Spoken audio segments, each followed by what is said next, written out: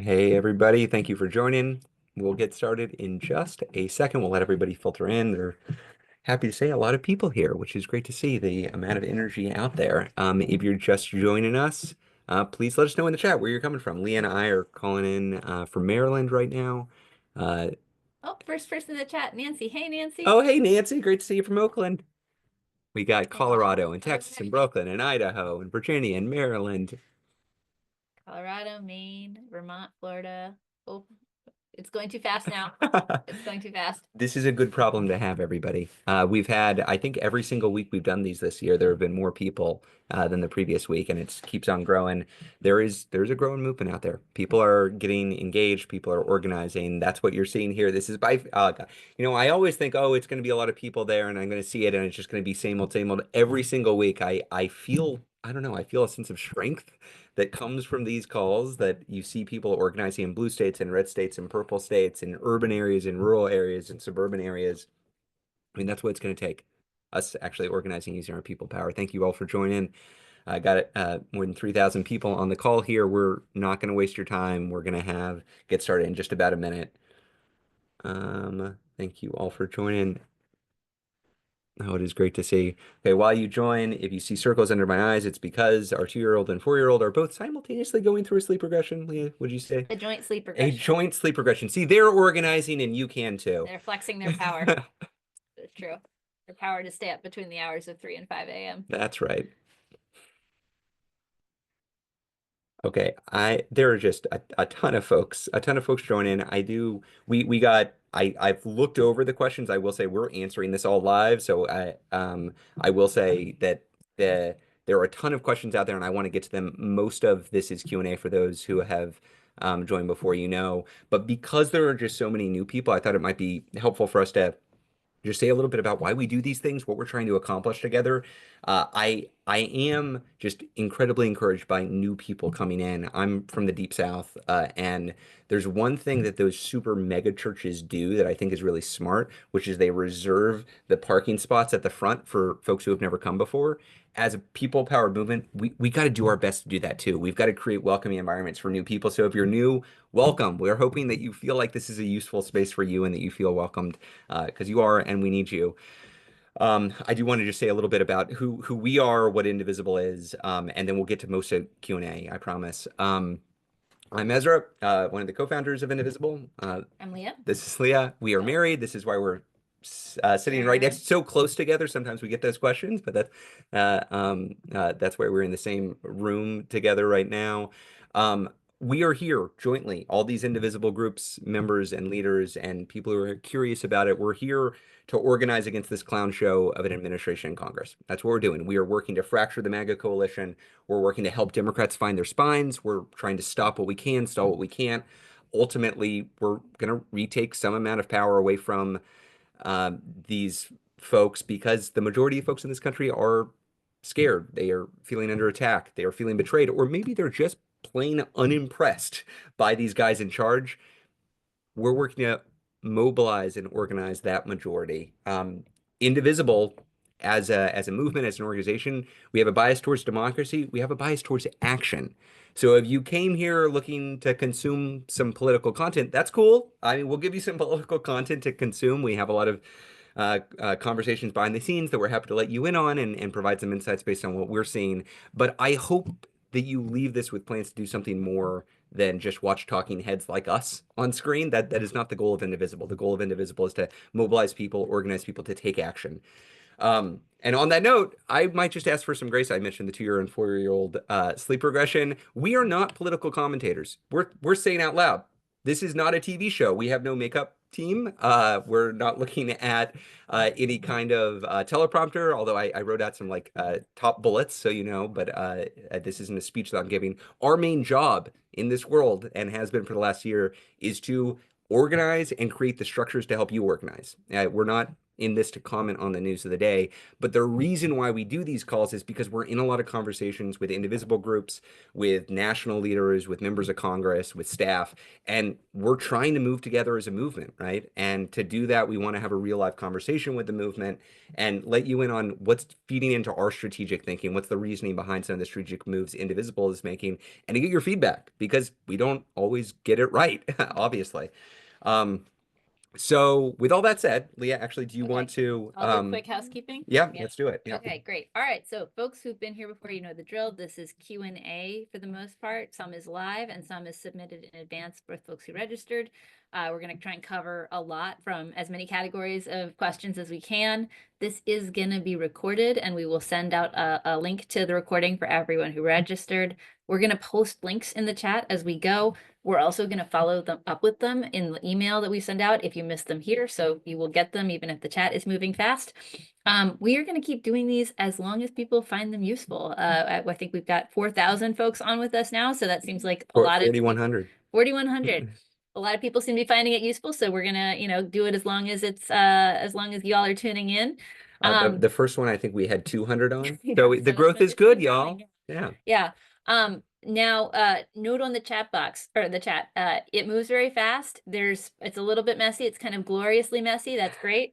Everyone, please do your part to keep the chat box constructive. We are a diverse nationwide movement. We treat each other with respect, especially when we are frustrated or we are disagreeing or we are scared.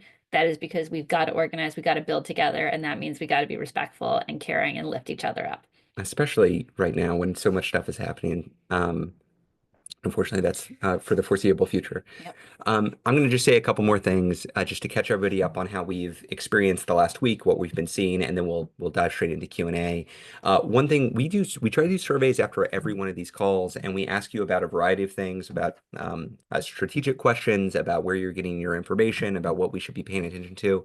I'm going to follow up, or the team as a whole will follow up after this call. We'll have another survey, but I'm also going to send over a full list of what I'm about to mention because in the last survey from last week, we asked you outside of mainstream media, where are you getting your news? What are the influencers or social media folks or people with podcasts or with newsletters that you're listening to?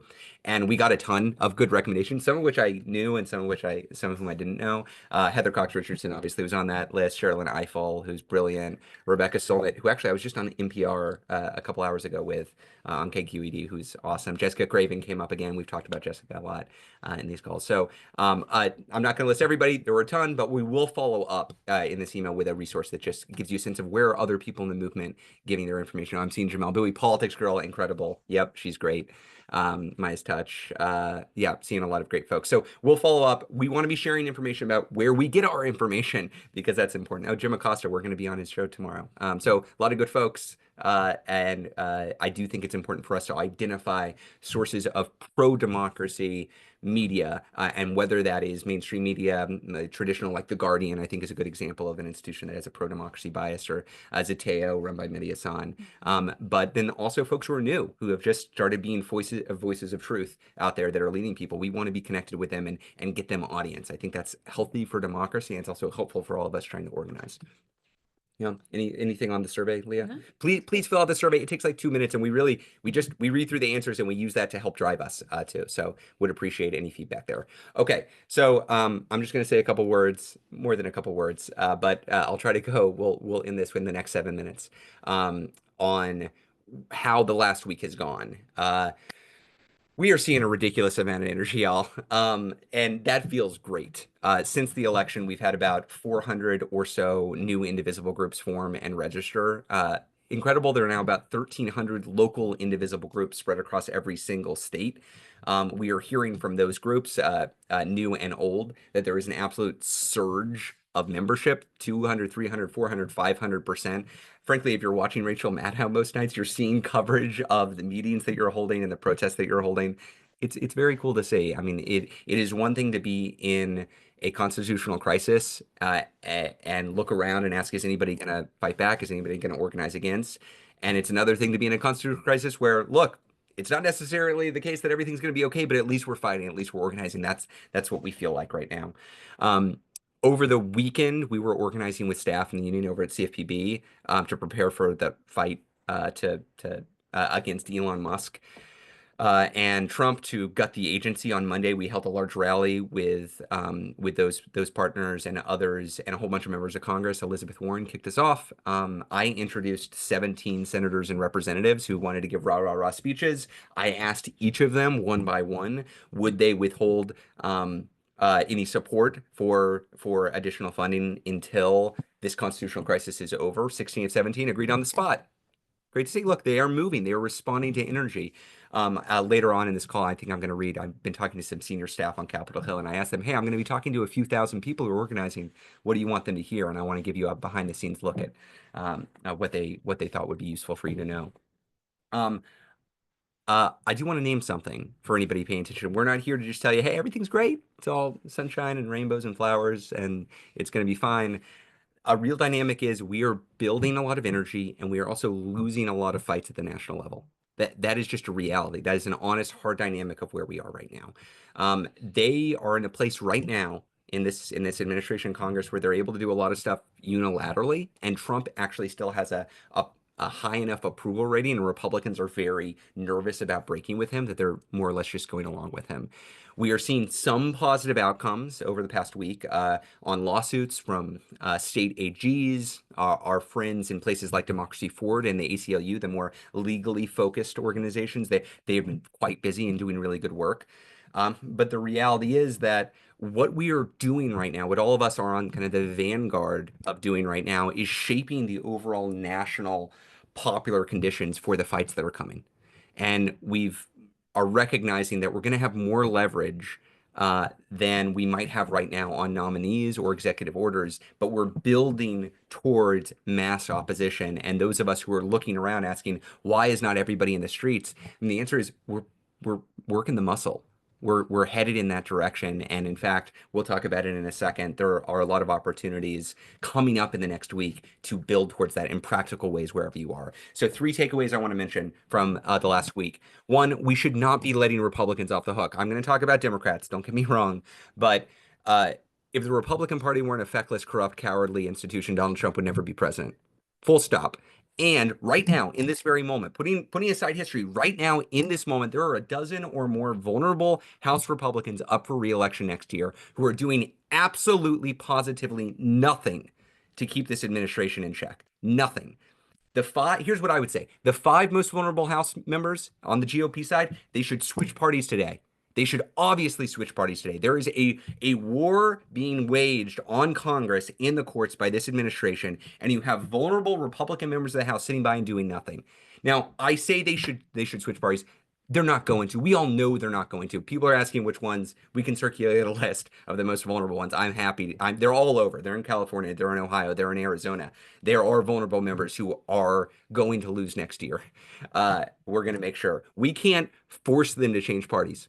We can't make them do that. We can force them to start looking for a new job next year. So I just want to name while we are not an arm of the Democratic Party and while we often find ourselves trying to encourage Democrats to find spines, we cannot let Republicans off the hook just because they're Republicans and they're lost causes. They have to be held accountable. They are doing atrocious thing. Every single one of the Senate Republicans, for instance, voted for Russell Vogt.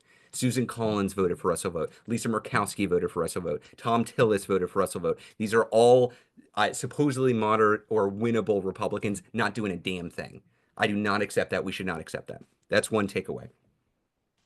Oh, people are saying, please slow down. That's a common, if you're new here, that is a common concern, and but I welcome the feedback. I will try to slow down. Uh, Second, we still believe, and we covered this last week, that Elon Musk is a weak point. All of the public and private polling that we've seen uh, uh, shows that he's super unpopular. I mean, there is nothing that looks good about the richest man in the world coming after the poorest kids in the world. I mean, that is what's happening with the USAID. There's nothing that is attractive about the richest man in the world coming after your Social Security or your Meals on Wheels or your Head Start. Doesn't play well, and it plays so poorly. This isn't actually, Maddow just covered this last night or the night before. We have evidence that Republican members of Congress are having to send letters back home to their constituents saying, "Oh, I'm really concerned about Elon too." That's what they're saying to their constituents. Publicly, they're not saying that. They don't want to risk ire yet, but privately, they are worried and they have to play defense. That is good. that is good, and we should press our advantage there. So Elon Musk as a weak point, we should all be thinking creatively about how we can put our finger on that and push as hard as we can. Third is getting back to the Democrats. Democrats do need to form an opposition party. We have some folks that are fighting back, but it is not unified. Last week when we started mobilizing, we started to see a little bit more life. Like I said, we had that event at CFPB, got a lot of commitments from Democratic members. But hours ago, we were tracking this. 19 Senate Democrats just voted for yet another Trump appointee to lead the Agriculture Department. Brooke Rollins. Well, we'll find it. It's not important. She's a Trump lackey. That's what we know. 19 Senate Democrats voted for this nominee. In the midst of a constitutional crisis, while, as Timothy Snyder says, a coup is in process, we have Senate Democrats who are still not unified, issuing blanket opposition. Some of them are, but many of them are not. And look, I got to name some names here because it's not just that 19 Senate Democrats voted for this nominee, it's that in many states, one Senate Democrat voted the right way and one Senate Democrat voted the wrong way. And this is an opportunity for those of us who live in these states to say, hey, good job, Andy Kim from New Jersey. You voted the right way. We appreciate you. Keep fighting. Cory Booker in New Jersey, why did you vote for Trump's nominee? Let's go through a couple more. Dick Durbin voted for Trump's nominee. Why? Tammy Duckworth voted against. Great. Ruben Gallego in Arizona voted for the nominee. That is bad. Kelly voted against. Here, I'll just go through a little bit We're in faster. danger going past your 7 minute Oh, okay. We'll get out of limit. this. So I'll just say New Mexico, Heinrich voted the wrong way. Lujan voted the right way. Minnesota, Klobuchar voted the wrong way. Smith voted the right way. California, Schiff voted the wrong way. Padilla voted the right way. Vermont, Welch voted the wrong way. Sanders voted the right way. I say this not because I have an axe to grind against any of these members. In many cases, they're partners and they're leaders. But I say this because there needs to be accountability. The thing that you need to know that I will close this out with what I heard from a senior staffer on the Senate side. They gave me three things to say. One, even if we're not completely where we need to be, this is verbatim, now I am reading. Even if we're not where we need to be, the grassroots have truly and effectively moved the conversation on the Hill. Democratic members are walking up and starting to understand the responsibilities. I think that's waking up. Yeah, it should have been waking. Probably they should have said waking. They could be walking up too. Still work to be done, but the grassroots made the difference. Two, don't pretend there are easy answers. All the choices are bad, and there will be legitimate tactical differences and disputes. That's okay. Three, don't treat any fight like it's the end or final one.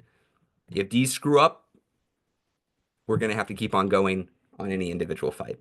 But we've got to keep on going, keep organizing. This is the kind of input that we're receiving from senior level staff on Capitol Hill.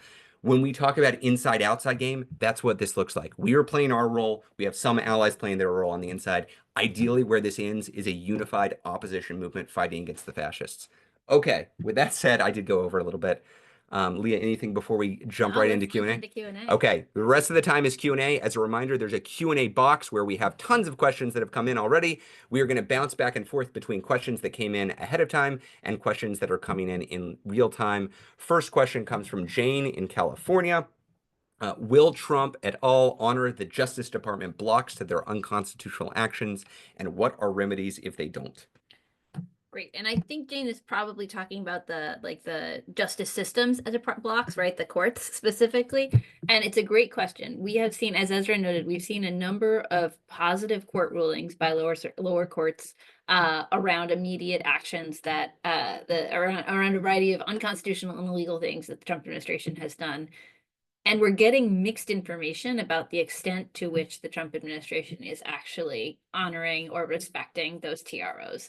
Some of that is about different reports about whether, pieces are happening, what's going in, what's coming out. Some of it is about lack of verification, right? So for example, Musk was ordered to hand back all data that he may have obtained in getting access to the Treasury system. We have no way of verifying whether that's happened at all.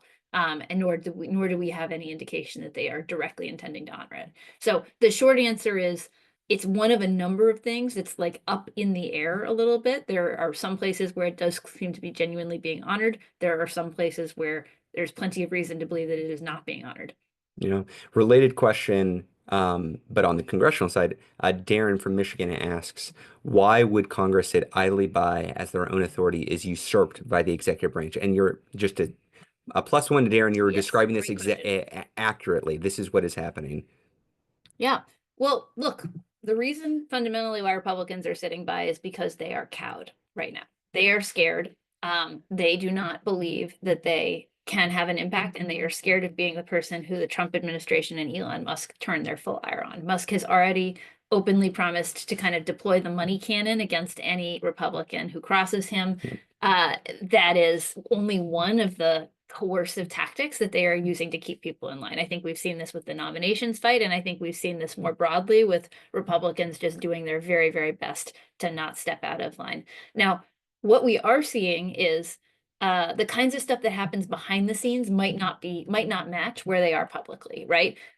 I think if you look back at the federal funding freeze, right? They came out with this decision via the OMB memo. Within 48 hours, they had to walk it back. Very few Republicans in the interim period came out with like a statement saying like, I am, lay down on the tracks to stop this. But probably what happened was, well, what we know happened was a bunch of Democrats pushed back very hard, right? Like they all said, this is horrible. Here are all the things that are happening to my constituents as a result of this, et cetera. Republicans didn't say that for the most part, but they absolutely contacted the White House and said, I am freaking out right now. What is happening? You have to walk this back. And so there is private pressure that can mount from Republicans. And that's part of why we push you to call Republicans as well, right? Because they might not come out and be, a resistance hero. They're never going to do that, but they might be pushing back in private and saying, I can't support this. I need you to walk it back. That's right. We're going to zoom through. I mean, we've got tons of questions. Let's keep on zooming through. We got Shifra in New York ask why. This is a core question we've gotten a lot from a lot of different folks. Why are Dems in the House and Senate afraid of using all the tools at their disposal to oppose the GOP? You want to start? No, I can do it. Okay. Look, I think that there have been some very serious, very real strategic disagreements within the Democratic caucus over this period of time. I think that hey, Ezra, can you give me the question so that I can make sure I'm holding it? Thank you. I think there have been some serious strategic disagreements. The real situation is that a lot of people came out of the 2024 election with an orientation around we should frame ourselves as kind of like wanting to find solutions with the Trump administration and mostly kind of sit back and let them drive their own favorability down. That is an orientation that you can have a debate about whether that is the right political orientation, but we're in this to mitigate as much harm as we can to regular people and to set up to win in 2026. And we don't believe that it serves either of those goals to sort of step back off the field and let Republicans rampage through the federal government, cut services and benefits that Americans depend on, do a ton of incredibly damaging and dangerous things, and then just say, oh, look at that. That's not, first of all, you are assuming that you will actually get the popular disapproval that you would get if you had actually been mounting a spirited opposition all the way through. That is a big assumption. It is not in any way, it doesn't work like that. And then second, those are real people. That's real harm. We want to stop real harm. So what we're looking for with Democrats is getting them to really move into an active opposition where they're fighting on every front all of the time. And we think that that is good politics as well as good policy. I That's want one to, interpretation. yeah. There's other stuff too. I think. And this is the thing. I want to be clear with y'all. It's not clear for everybody. A fair amount of what we're doing right now is working with our teams, with allies who are off Capitol Hill and allies who are on Capitol Hill to just to understand why aren't actions being taken that we think are smart to take, and what would convince Democrats to take those actions. And I will say, in some cases, it's legitimate strategic disagreements. In some cases, they think, look, we share the same goal, but we don't think what you were saying we should do is going to work. Therefore, we're not going to do it. I don't want to just flatten this and say, right. oh, they're all corrupt, they're all lazy, they don't get it. Maybe in some cases, some version of that is correct, but I don't think it helps us organize to flatten in that way. Let's take a specific example. Headed into this year, there was a debate about how we could win against some of the worst nominees for Trump's cabinet, and the some of us were saying we should not approve any of this guy's cabinet nominees. He's a bad guy. He wants to be authoritarian. He wants to be a dictator on day one. Why would you give him any votes? And there was a different strategic path, which was, well, let's vote for some of them. Let's give Democratic votes for some of these, and that will prove that we're reasonable. And that means we can fight harder on the really bad ones, and Republicans will see that we're reasonable and they'll come over. That was the strategy that was taken. And I think what we've learned is that didn't work. That didn't work. And you could say in response to that, therefore, get them all out of office. We need new leadership. We need different Democrats in office. Well, that's not where we are. And we should learn from trying a strategy, having it not worth, and say, hey, when you try to demonstrate you're reasonable to Republicans, they take it for every penny you're worth. They'll take all the votes you're willing to give, and they'll give you nothing in return. If you want to win against the MAGA coalition, you got to play hardball. Like they listen to power.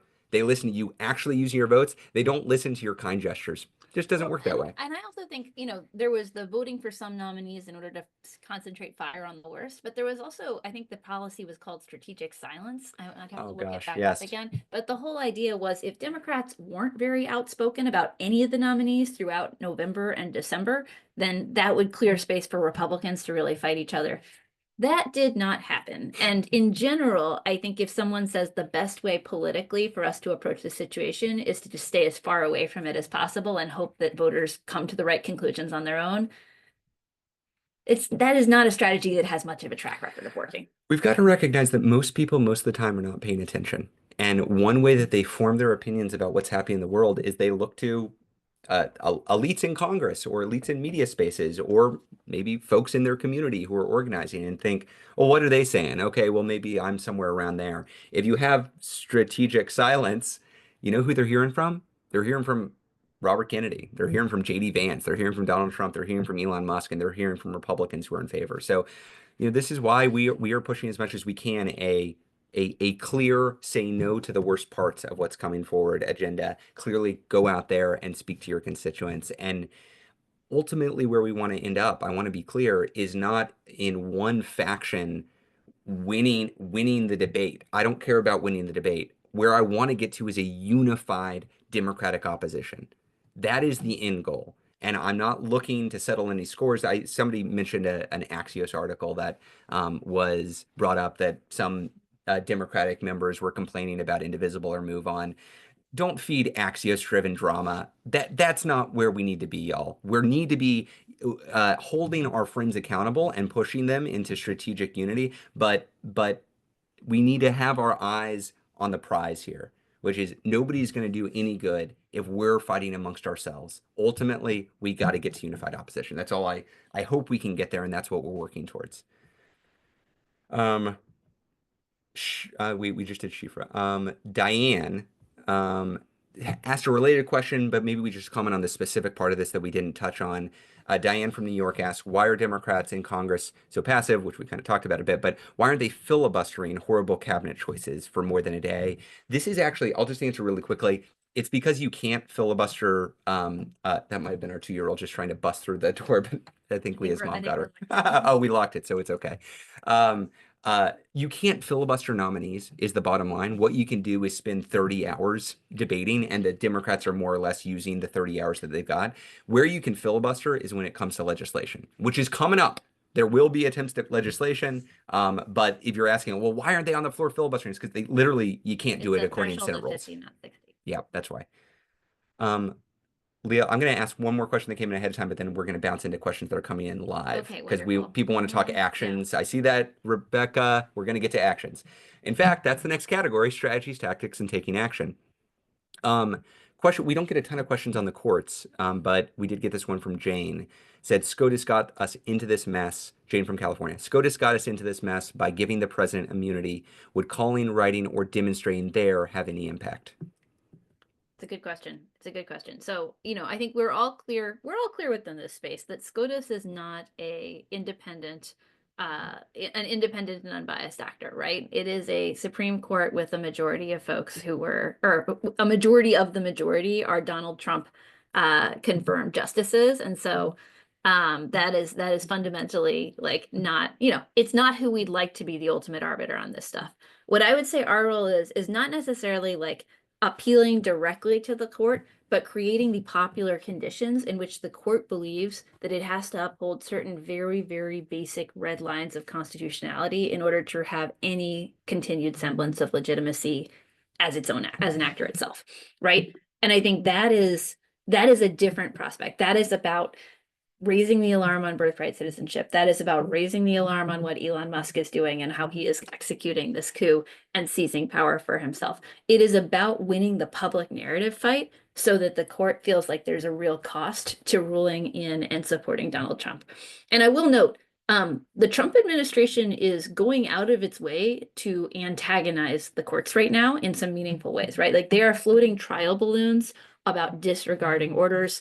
They are demonstrating in a lot of ways that they intend to come into conflict with the courts. And that is unbelievably frightening, right? Like that is a deeply frightening dynamic for us to be watching unfold. And also, it's not the kind of thing that judges like very much, just to be honest with you. So we want to be part of a broad movement of people who are pushing to create the conditions in which we get the rulings that we want, recognizing that the courts are an uphill battle.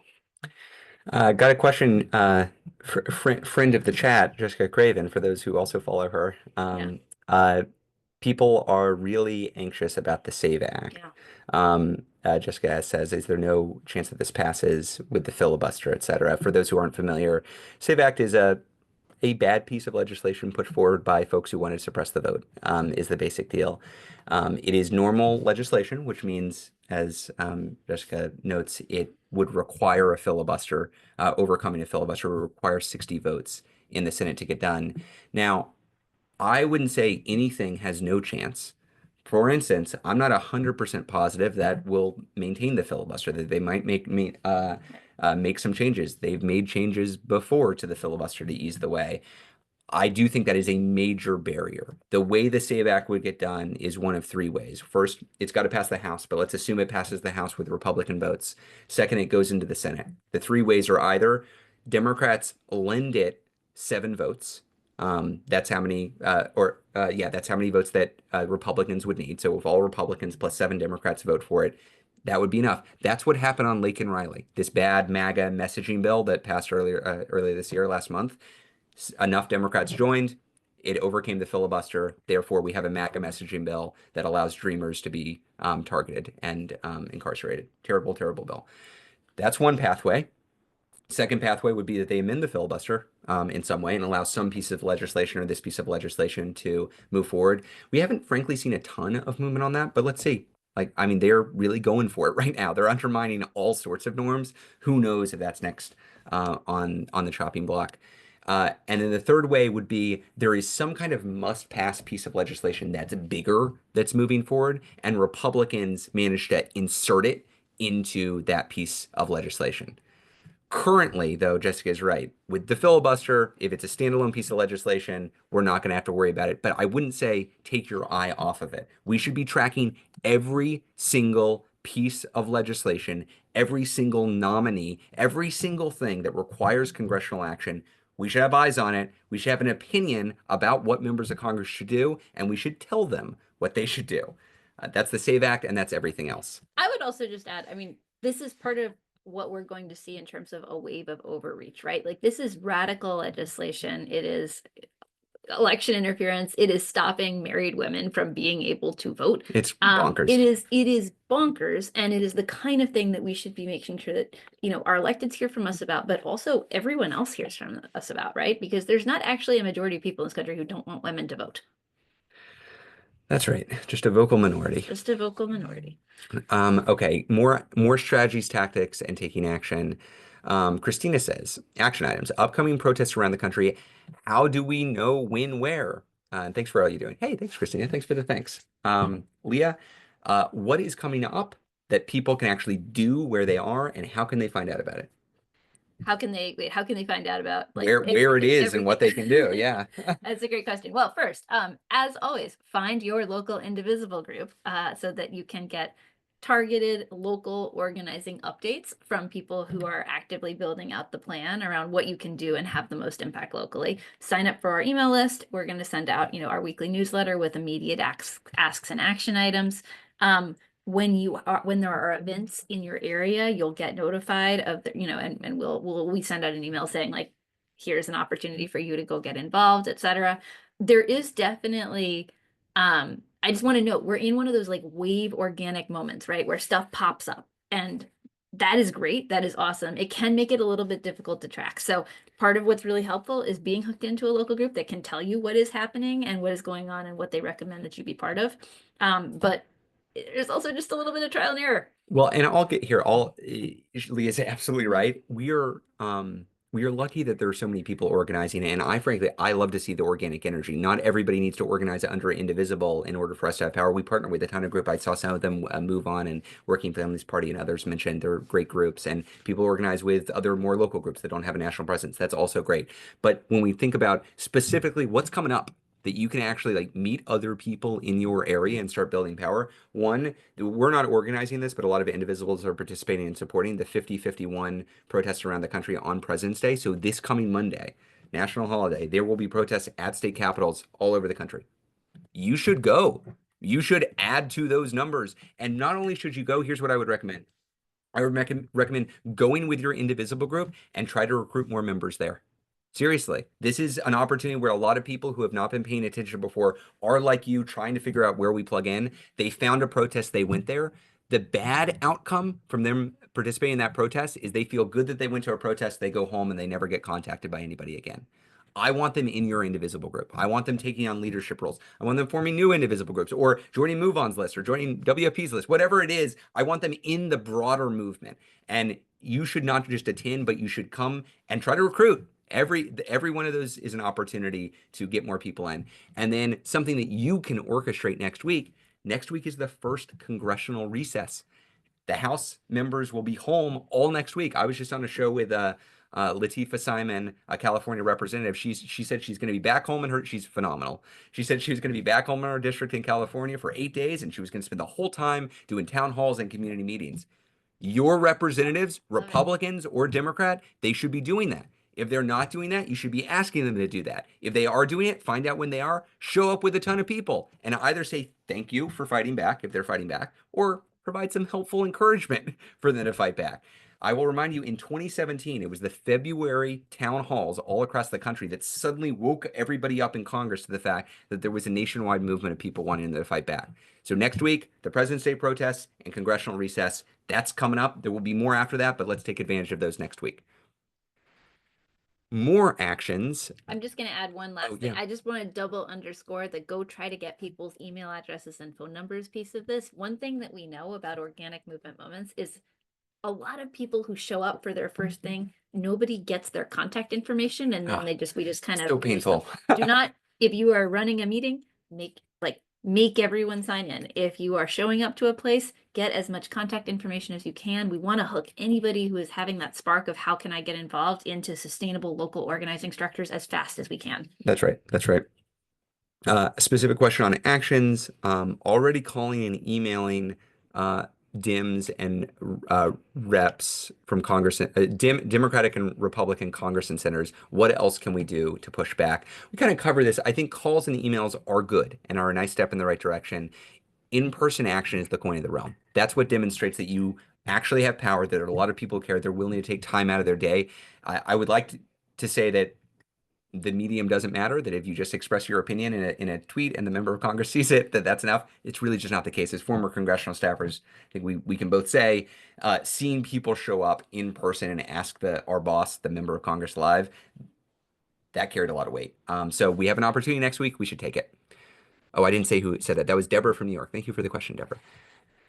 Another question on action taking. Jill from Massachusetts. Are demonstrations helpful to communicate our pushback and strong disapproval of Trump, Musk, and MAGA? I would say yes, but you want to be thoughtful about where are you doing them, when are you doing them, what is your message, and like how is it hooked into a bigger strategy, right? So fundamentally, we're not protesting just to like all get together with our friends, right? Like we want to be sending a signal that there is broad popular disapproval, growing alarm, or we want to be protesting in a way that's causing awareness to break through to a bigger set of people. Part of the reason why we've identified Musk as a key leverage point right now is because there's broad popular awareness of him, and pretty negative favorability. So that makes it easier to tell a collective story about the impact of billionaires capturing the federal government and ransacking it for their own personal tax cuts and corporate payouts, while hurting your personal services, right? So we want to make sure that if we're doing a protest, the story is not just like, we don't like Trump. The story is, these are the really concrete harms, and these are the villains who are getting away with things, and this is how they are making your life worse. So thinking about, as you're doing it, who is going to see this? How are they going to see it? What message are they going to take from it from the beginning? Yeah. Because it's not enough to just all get together and say, we don't like this. I just saw Megan in the chat ask, "What about op-eds?" I think op-eds are a great Op-eds are tactic. great. If you can land an op-ed, especially in a local paper that makes a strong point, if you mention your member, your representative in that op-ed, I guarantee it's going to wind up in their clips. First thing in the next day, they're going to see it and they're going to say, "Oh, people are talking about this," and they'll be nervous about it because they know other constituents read that. We have some guidance for how to write an op-ed, but if you've already got contacts at your local paper, great, full force ahead. Got a question in the chat. It's funny. We were just discussing this internally on a team meeting. Joyce asked, "What Senate rules allow Tuberville to stop all military advancements? Can this rule be used by Democrats to foil Trump appointees?" Tuberville is, I don't know, some call him dumber than a sack of rocks. He's a senator. He's not very good Alabama. from Alabama. I have a warm spot in my heart for Alabama because Leah's folks are from there. We spent a lot of time there, but this guy's a real bad dude. He put a hold on all military advancements and refused to let go of it promotions for the better part of a year, Mm. and it slowed down the workings of the Senate uh, on that issue specifically. So a lot of promotions were backlogged, and the reason why they were backlogged was any individual senator can say, if you try to move X thing, whatever it is, a set of nominations, a piece of legislation, a promotions in this case, I will object to unanimous consent. Unanimous consent is this feature of the US Senate where all the senators have to agree to move forward. Otherwise, it's a huge pain in the butt. He refused to move forward on military promotions, and therefore there was a huge backlog that developed because Democrats, who were in the majority at the time, were prioritizing not judicial nominations. They didn't want to take the limited amount of time they had to focus on promotions because that would have eaten up that time, and they would have been able to appoint fewer judges. That was the dynamic. The ability to withhold unanimous consent from any nominee or any promotion, that remains the case for the minority. So an example of this is Brian Schatz, the senator from Hawaii, recently issued a hold on all State Department nominees in response to what they were doing at USAID. And he just said, I will reject unanimous consent requests for any nominee related to the State Department. Here's the thing. Senate Democrats can do that for literally every nominee. I know the high profile nominees are secretaries. There are hundreds of political nominees that have to be confirmed by the Senate. Hundreds, maybe And more. they are planning to do that. And so Senate Democrats can deny unanimous consent. Currently, none of them have yet moved forward without that in the last couple of weeks. So that is currently happening. In order to then appoint those folks, if the Democrats keep it up, the Republicans are either going to have to change the rules of the game, which they might choose to do, or they're going to have to eat up a lot of legislative time, which is great. They should have to eat up that time. It'll slow them down. So great specific question, Joyce. We're always looking for what are the tactical plays that our allies on the Hill can be taking, and I think that's one of them. Okay, another question on actions. We get this question from time to time. Judy from Massachusetts, are emails to my representatives as good as calling them, or should I really try to call them instead of emailing? So we recommend calling as the top way of getting through, and that is just because the way that these things get tracked in an office. So if you call, there's somebody on the other line. If they answer your call, they're going to like write down your address and your name and confirm that you're a constituent, and they're going to record you in the call tally immediately as pro or anti the specific issue that you're calling about. If you're doing emails, somebody will sort through the emails eventually, but it's not necessarily as quickly. It's not necessarily going in as consistently. And, and it doesn't contribute to the overall sense of phones are ringing off the hook that the phone calls can. So we would say, it's good if you only have time to hit send on an email, hit send on the email, but fundamentally calls are going to be a little bit higher leverage. I say this every time, but I'm going to say it again because as a former congressional staffer, I found this very annoying. And so you should annoy that congressional staffer. One, if you're calling, ask for the name of the person you're talking to. Be polite. but ask who you're talking to so that they know that you might hold them accountable for not actually recording your comments. Two, say that you were a constituent so that they know you're a constituent. Give your address. That's part of their job. They take down your address, confirm that you're a constituent. Three, ask for a response. Say, hey, I would like a response on this. I want to know where the senator, where the representative stands. And then give some reasonable amount of time. If they don't follow up again. If you get the same staffer, say, hey, we talked before, haven't gotten a response yet. If you get somebody else, you could say, hey, I was talking to Andy last week. He said he was going to give me a response. I haven't heard anything yet. Andy doesn't want that to play out that way. Again, always be polite. You should not curse. You should not be rude. You are a constituent expressing your opinion, but you can be firm. You can be firm and you should. Emily from New York asks, are there different tactics for calling, or I assume contacting, reps versus senators? And I will say, Leah and I were both House congressional staffers, although there are folks on the team who work on the Senate side too. So we have a particular insight into what we did as a House. But Leah, what are your thoughts on Senate versus House? Yeah, so fundamentally it comes down to like what is in front of each of these bodies and what is the different set of leverage and tools available to them, right? So Senate, obviously, part of the reason why we focused on the Senate for the last month or so has been that they have more tools around delaying things, gumming up the works, et cetera. The House functions more like it's a majoritarian body. It functions more like organized caucuses in well, I was going to say that the Republican caucus is kind of notoriously unorganized, and so that actually kind of functions just like an ongoing huge mess, for lack of a better term. But functionally, it's the leadership in the House that are making more of the decisions rather than kind of individuals being able to act as unitary actors on the floor, like in the Senate. So with the Senate, individuals have like a little bit more freedom of what they're doing and how they're moving, and with the House, it's more about getting people to organize as blocks. Yeah. But the bottom line, I think the bottom line is you are still a constituent, whether it's a House member or Senate member. You can still express your opinion on pieces of legislation or other actions. And you should still, and I saw this listed a couple of other places, you should still be calling just once per action, which is to say a bill might have multiple actions attached to it. There might be a bill that gets introduced, it gets a first vote, it gets a second vote, it moves through the process, it gets a third vote. There's no sense in calling multiple times before the member has taken the action. The way it works is there's a question about whether they're going to vote for this nominee or for this piece of legislation. In the lead up to that, they'll get a lot of incoming. That will be tallied up, and then it will be presented to maybe the legislative director or chief of staff or the member themselves. So calling once per action, not necessarily bill or nominee, but per vote that can be taken is the right way to go. We've gotten a few questions. I actually didn't see this come in ahead of time as much, but I did see it come into the chat. And sorry, it's gone so fast I haven't seen who asked it, but a couple people were asking, what about a big mass action? We've been talking a little bit about, okay, individual member of Congress offices or calling a member of Congress, or individual in-state actions, but when do we get in the streets? Yeah. Like, when is it a massive show of force? A great question. The short answer is we will try to move in that direction when it's clear that we can demonstrate a mass show of force that gets attention. I think most people here are familiar overseas. Bless you.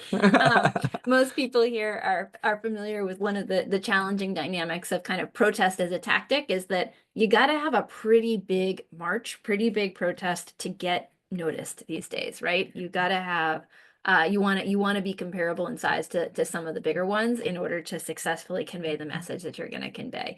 Over the last week, we started testing energy, right? Yeah, This that's is right. what the Senate actions are about. We're seeing how many people are going to show up on a weekday to a Senate office on pretty short notice. And that actually helps us gauge how much energy is there building so that if we do a big action at some point in the future, some point soon in the future, how many people show up then? So fundamentally, the short answer is we're going to try and test and we're going to get feedback from folks and we're going to try and figure out when and how you build to the big actions. But we absolutely understand that that's part of the process here, or that's part of where we're going. At the risk of just like being redundant, I will say the first major national action that we're seeing organically come together is this Monday. So Yeah. there is a this Monday nationwide protest as we try to build towards bigger and bigger protests that are nationwide in blue, red, and purple states. We got to work the muscle. We got to grow the movement. And so if what you're looking for right now is a general strike or a massive show of force, help make the Monday protest as big as they possibly can be. Recruit as many people to that, and we can keep on building towards something bigger. The worst possible outcome, though, I will say, and this is why we're careful before we call for any kind of in-person show of force. The worst possible thing is if you call for something and the people don't show up. Because what that does, it sends a message. And it does not send the message that you want to send. It sends a message that actually people aren't that worked up about this. They don't care that much. They can be ignored. And it's hard to rebuild from that. It is difficult. So I am for building towards a big national show of force. If I saw 3.5% in the comments a lot, there's a some analysis in scholarly literature says if 3.5% of the population is organized and active, then that's enough to take down an authoritarian regime. We don't have 3.5% of the population organized right now. We have to build towards that, and there are going to be flashpoints along the way that help us build that power. The attack on the Department of Education, which appears to be looming any day now, that's probably going to be a flashpoint where a lot of people who were not paying attention suddenly say, "Oh my gosh, what do we do?" They need to be part of the movement. They need to help us build this force pushing back. Let's talk a little bit. Oh, there's a question. I want to call out Misty from Indivisible 49 because her organizer Shay, who's phenomenal, reached out to me and said, "Hey, Misty's got a question," and I just saw it here. Hi, Misty. Misty asked, "Can you address Dem members of Congress pushing constituents to call their Republican reps? How do we respond to our members?" It's a great question. Great Yeah, question. yeah, Yeah, no, this has been a dynamic that comes up sometimes where, Democrats say sort of like, "Hey, don't call me. I'm the good guys. Like call a Republican." And, yeah. you know, look, one of our fundamental premises is you call the people who represent you, right? And if you've got Democratic representatives, you call them. If you've got Republican representatives, you call them. The way that the system works in Congress is, and these folks know this. The way that the system works in Congress is that if you call somebody who does not represent you, they are simply not going to record your complaint at all. So, in very, very crisis moments, there have been times when literally everyone is calling from all over the country, and it can kind of create a sense of urgency and chaos. But that's like a pretty that's it's not like a high value tactic, is what I would say there. Which is also to say that I think that I would ask anybody who's saying that to trust that there are people who are in every corner of this country and in every single state putting pressure, and in every swing district putting pressure on their Republicans. We each just have to like hold our own little piece of the puzzle right now and put it, I don't know, this is not maybe the metaphor that I want to put, but put each piece of the puzzle in together, and that is how we're going to collectively get our way out of this. And that means that you use the leverage that you have based on where you are. Just want to point out, Ellen in the chat earlier said, "Hey, the SAVE Act passed the House," which I did not mention. Still, I don't think what we said earlier changes. The place where you can really stop that would be in the Senate side. So it's still all the barriers we mentioned earlier. But Ellen, thanks for speaking up and pointing that out. I just another note on pushing Dems. Can I suggest something that we didn't clear this?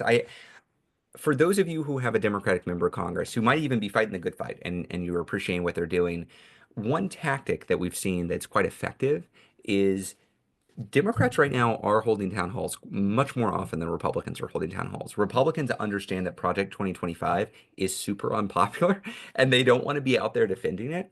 And a lot of what they're doing is hiding from their constituents. So we have seen Democratic members of Congress go to adjacent congressional districts that are represented by Republicans and hold, we've called them adopt a district town halls. So hold town halls for their constituents. And it's a good tactic because it gets a lot of attention. It's a little bit more aggressive than what Democrats are used to doing, and it gets more attention. You can then work with the indivisible groups in that district to build for it. So then the way it plays out in local media is Republican member of Congress who represents this county declines to show up. Adjacent district for a Democrat shows up and has a crowd of 200 people talking about the impact of Project 2025 on our community. It's a great press hit. It puts pressure on the Republicans. It makes them more nervous. Yep. There is stuff like that your good Democratic member can do, and you can partner with them to do. This doesn't need to be oppositional. This can be the grassroots supporting the Democratic opposition. In a dream, that's where we get to. That's what we're all doing, regardless of where we are, putting our pressure where we live. A couple questions about court orders, Leah. Yeah. Martin from Virginia asks, what precedent exists for presidents openly refusing to heed federal court orders? Are we at risk of that happening in 2025? Oof, cutting right to the hard stuff. I mean, I think the classic, like, historical precedent, right, is President Jackson saying, the Chief Justice, and I can't remember which decision it was. You're the history person. He's made his decision, and let's see him enforce it. Yeah. The basic idea that the courts don't have an army. They don't have a real way to enforce laws. Yeah. Right. And the reason that that's the main precedent is because people don't do this since then. Like, that's not, this is not contested territory. That's like a massively unacceptable, unconstitutional, every possible five alarm fire.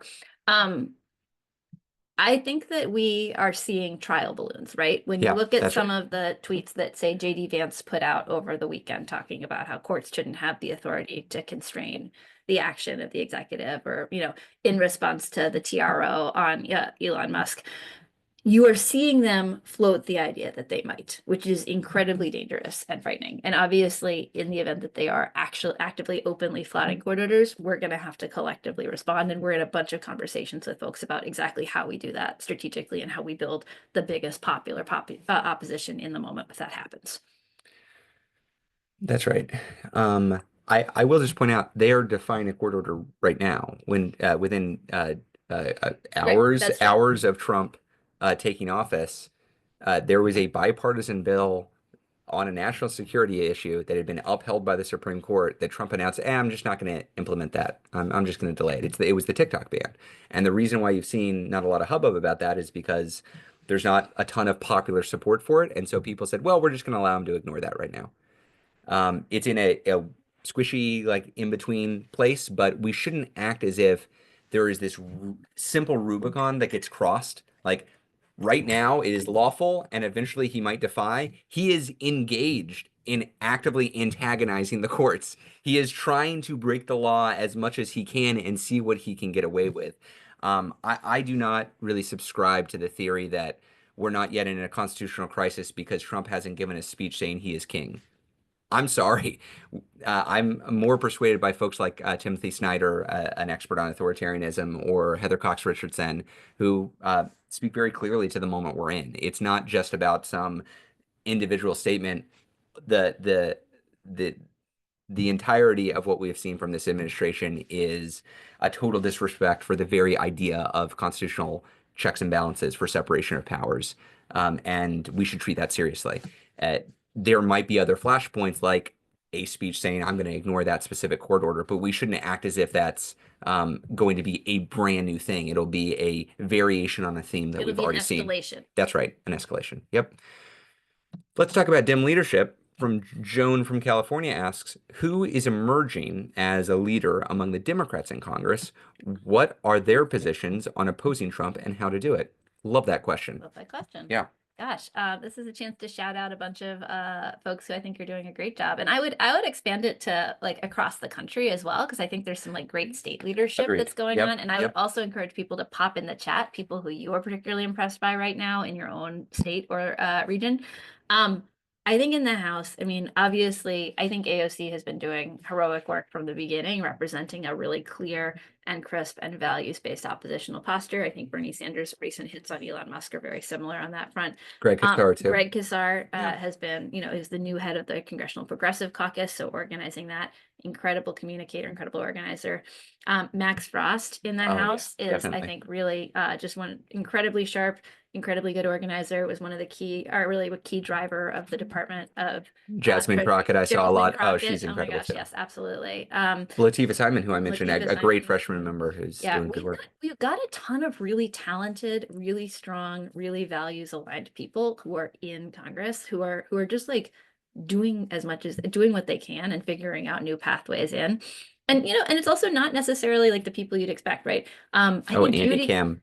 Sorry, we can't pass up an opportunity to praise Andy Kim. He's great. I'll just shout out Judy Chu and Gwen Moore forced their way into a meeting between Mike Johnson and the Treasury Secretary a couple weeks ago. Shout out to y'all. Like, find every opportunity to make sure Republicans understand exactly how big a deal this is. Yeah. So, and I love the chat there. I see a lot of people's a lot of faves in there. Oh, Chris Murphy, yep. Jamie Raskin, yep. Jamie Raskin, yep. Shots, yep. We got a couple questions about Indivisible specifically. Why is Indivisible? This is from Stephen. Hey, we appreciate questions that are a little bit more hard hitting too. Y'all don't have to be nice to us. We're all trying to build together on this. So he asked a little bit of a hard hitting question, Stephen. Why is Indivisible not focusing on organizing in purple congressional districts held by GOP House members? I think we are. We are. I assure you, we are, Stephen. We can name like things like Arizona first and Arizona sixth. There are 4 congressional districts in California with vulnerable House members. There are vulnerable House members on the Republican side in New York, like Mike Lawler, or in Ohio, and also defense for members who are fighting back in vulnerable districts. Right. Our model, though, really is we want people organizing wherever they are because your power comes from the fact that you're a constituent. So if you happen to live in San Francisco, it does no real good for anybody for you to call into a vulnerable district in New York. They don't care what you think. They're not going to listen to you. Unless you're coordinating in some way with constituents over there, you're not going to have much impact. But we absolutely are organizing in every congressional district. And as we head into election season next year, what you're going to see is a whole bunch of nationwide effort focused on some of these districts. You'll see it even sooner for the special elections because there are special elections coming up and there will be national opportunities driven by Indivisible to plug into those get out the vote efforts. I will also just say that if you're Indivisible is all of us. So if you're on this call and you're like, hey, my area is not currently represented by Indivisible, guess what? You just signed up as a group leader. So let us know and we'll help you get started. That's right. Indivisible is made up of people who looked around and said, I guess nobody's doing something and I have to do it. And then they started their Indivisible group. They're still here. And that's how we're having new Indivisible groups form literally every single day right now. It is overwhelming in the best of possible ways. Question from Stephen in Illinois. Oh, I'm just noting we are overtime. We're going to go overtime because we have a lot of questions. We'll probably end at about 4:10, 4:15 because I want to get through as many as possible. But we'll send out a recording. We'll send out a survey. I hope that folks fill it out and help us keep on building. Bring more people in. Let's grow this movement. But we'll keep on going for another 10 minutes or so. Stephen from Illinois. When and how will Indivisible National start organizing on mass protests, strikes, stoppages, boycotts? We kind of covered the national theory there. Hope that got your answer, Stephen. Feel free to follow up if we didn't. Arlene from New York, can we set up a sister team between a chapter in a blue district and a chapter in a purple district for the former to support? Well, we've done something like this in the past. Yeah. I think if there's enough demand for it, we could look into it. What we want to see is if that's actually something that folks are really looking to do. Yep. Question from Lynn in Maryland. How are all the various Indivisible groups coordinating with each other, and are you assisting with that? Oh, wow, Lynn. Yes, we are. It is a challenge because there are 1,300. The way that we try to coordinate is through a multiplicity of efforts. We have organizers spread around the country to support Indivisible groups based on where they are geographically. There are statewide coordinating structures for Indivisible groups in 26 states. Oh, yeah, 26. Something about half the states have a coordinating structure. If you are in an Indivisible group without a coordinating structure, work with your fellow Indivisible group leaders to set that up so you can better coordinate statewide. We're going to be seeing statewide convenes, especially in blue states, to focus on what can blue states do in the coming months. That's an opportunity to start coordinating together. I would recommend everybody join Blue Sky. If you are in an Indivisible group on who has not joined Blue Sky, join. Follow Leah. Follow me. Follow the main Indivisible account. I've seen a lot of cross-pollination between Indivisible groups on Blue Sky. It is a nice non-Nazi platform to communicate. Would highly recommend you join. But there is no one single method that we communicate or coordinate everybody, but we try to use a mix of in-person staffing and technical tools to make that happen. Question from Jerry in New Jersey. What's your best piece of advice for someone starting a new Indivisible group? Oh, goodness.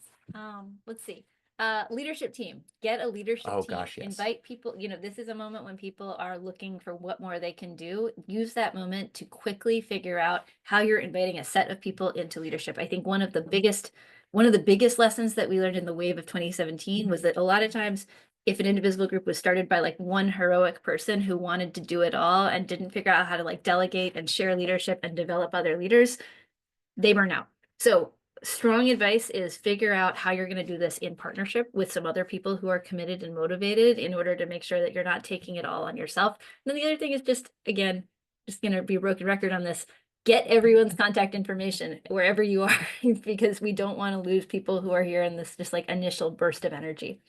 One thing that we provide, Indivisible National tries to support indivisible groups in a variety of ways. One thing that we do, in addition to onboarding, we have a whole onboarding training.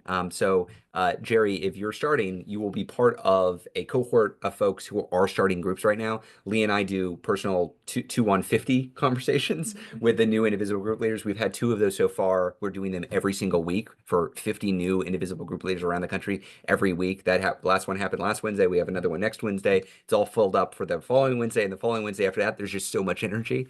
So that I would highly recommend you making use of our resources. But one of the resources I wanted to point out is we have something called Indivisa Gather grants, which are just community building grants to help reach into your community and say, hey, we're here, we're like-minded. This doesn't need to be a like first off a political action or first off some kind of advocacy action. This is just about connecting with your community and finding out who else is there. And we try to support that to make sure that you can put a book club together or put a pizza party together or put some kind of watch party together.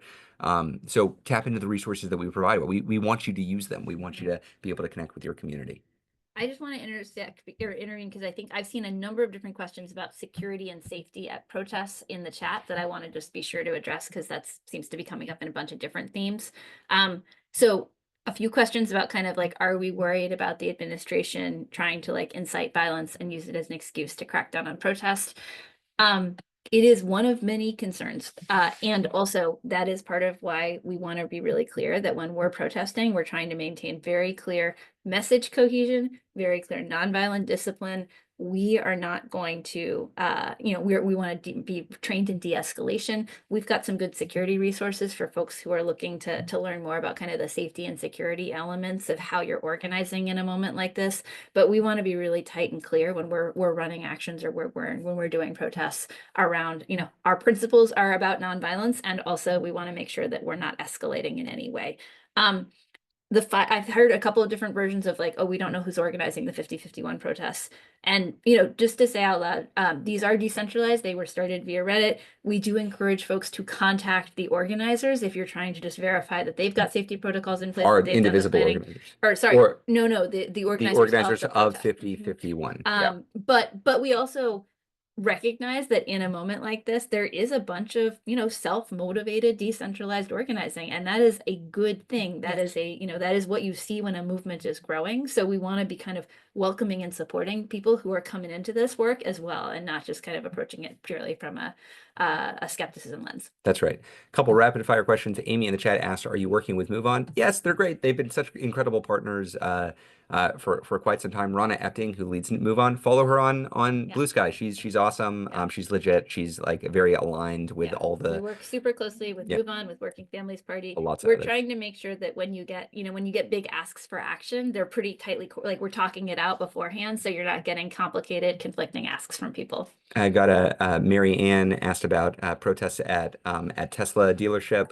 We're seeing a lot of very effective protests at Tesla dealerships. Obviously, you should follow appropriate guidelines locally, but as I said earlier, Musk is a weak point in this coalition, and driving home the point that Musk is the richest Protesting man. Musk actions. Right, right. So protesting Musk can be quite impactful, and getting creative there is smart. We'll have some resources on this too, upcoming in the not too distant future. But don't wait for us. If you got good ideas, by all means, move forward. Um, we are closing in on time, and so I think we should try to close out. We got a lot of questions on media, so let me just ask a couple questions on media. Julian from Washington asked, "What is Indivisible doing to jack up the level of media coverage on Musk and Trump's actions?" Sarah in Georgia asked, "What strategies do you have considered to pressure media to make sure that they're covering what we're doing more transparently and accurately?" Lisa in Minnesota asked, "How do we reach people who only consume right-wing media and propaganda?" Leah, broadly, how do we think about media? Inspiration from any of these questions or direct answers to any of these questions? Yeah, it's a great question. So fundamentally, I think we got to think about it in terms of kind of new media and old media, right? Now, there are a bunch of folks who are within the Indivisible movement who are actually kind of actively getting the message out on platforms that are the newer media, right? Thinking about shouting out to some of the folks who I know are on this call, Jess Craven obviously being one of them, but people who are communicating on TikTok, people who are communicating on Instagram, as you know, like, and often who are doing it kind of in political terms, but also talking about other stuff as well, right? Because some of the people that we're trying to reach are not necessarily super politically engaged. In terms of kind of getting our protests, in terms of trying to coverage, we've got a bunch of trainings. If you are operating locally, about how do you make sure that your protest actually gets coverage? How do you get attention and eyeballs on what you're doing via social media, via your local newspaper, via your local TV station? Obviously, recognizing that the media environment has changed a lot in recent years. And so you may or may not have the kind of local press that is capable of doing that coverage or ideologically inclined to do that coverage. Over to you. Um, Here's the thing. Media likes to cover interesting things. And part of what we have to do as a movement is be interesting. And interesting means something out of the norm. It is man bites dog stories. Free idea. Tomorrow is Valentine's Day. We had a ton of success in past years having really fun protest actions related to Valentine's Day, both Valentines to members of Congress and on the Republican side and on the Democratic side. They can be Valentine's mixed with some veiled threats of political consequence, or they can be cheer on, thank you for fighting us kind of Valentine's. But you should be thinking, what are the visuals of what we're doing? What are the images? What are the videos that we're creating? How are we demonstrating that this is something, whether you're ideologically aligned with us or not, it's something that people are going to want to click and watch and read and listen to. That is a challenge for all of us. We will have some ideas, like throughout Valentine's Day. You don't have to run with it. We're not going to have all the ideas.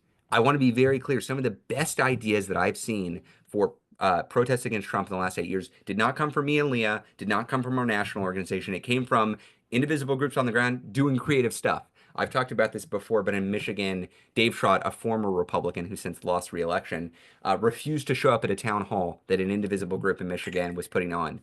The indivisible group brought up a live chicken on stage to represent Dave Trott. That's funny. Got attention, made him look weak, made him look scared. The press covered it. You should be thinking in this way. You should be thinking creatively. It's not just about bullying press to actually focus on this because it's serious. You should have some fun with it. Laughtivism and making them look ridiculous can be an effective way of getting a new angle in the coverage. But definitely visuals is like we used to say, pictures or it didn't happen. I still Right. feel that way. Yep. Pictures or video or it didn't happen, it's not going to travel. And once you create those images, once you create those videos, let us know. We have a press team that's sending this information out to Maddow or out to New York Times or Washington Post reporters or out to local reporters. You should be doing that too. We want to help you get coverage. That's part of our goal because we know media is oxygen for any social movement. The way that we Right. apply pressure and the way we recruit new members is by getting attention for all the good stuff we're doing. So we will see you again next Thursday at 3 p.m. Thank you for sticking with us. Thank you for being here. Your encouragement is keeping us going. Like I said, we do this because we hope it is useful to you. We are trying to solve the problem of how many questions there are. Thank you for all the emojis. It actually really does make me feel good. I like the emojis in It's fun. response. We're trying to work on how we respond to more of your questions. I'm kicking around the idea of following up with, hey, we got all these questions. Are there ones that you really, really want us to answer? And then maybe we can gauge where all the interest is, so we're not missing ones that have a whole bunch of attention. But we'll have a survey following up tomorrow. Look at your inbox. It'll have all the resources we discussed today, and it will have a survey with some question that we're wrestling with or something that we want your input on. It takes 2 minutes to fill out, but we read it and we either report back to you or we incorporate it. So next Thursday, 3 p.m. Eastern time. See you here. Until then, keep up the good fight, y'all. Thank you.